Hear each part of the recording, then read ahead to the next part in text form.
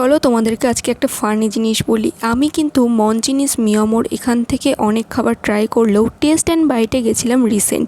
তো তারই খাবার আর সেখানকার রিভিউ তোমাদের সাথে শেয়ার করছি। প্রথমে এখানকার কিছু কালেকশান তোমাদেরকে দেখিয়ে দিলাম। এখানে অনেক পেস্ট্রি কেকের ভ্যারাইটি আছে, আর তাছাড়াও স্ন্যাক্সেরও অনেক আইটেম ছিল।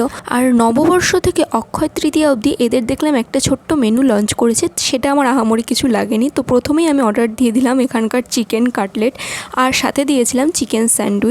এবার বলি এটার দাম নিয়েছিল, মানে চিকেন স্যান্ডউইচটা ছিল ডাবল লেয়ারের, দাম নিয়েছিল 42 টাকা। দাম অনুযায়ী চিকেন কিন্তু এখানে অনেক বেশি ছিল, তবে হ্যাঁ টেস্টটা মোটামুটি ছিল। এবার আসি চিকেন কাটলেটে, এটার দাম নিয়েছিল 50 টাকা, আর খেতে কিন্তু বাজে ছিল, মানে অনেকটা ড্রাই ছিল। আমি এক প্যাকেট সস নিয়েও এটা যথেষ্ট বেশি ড্রাই লাগছিল।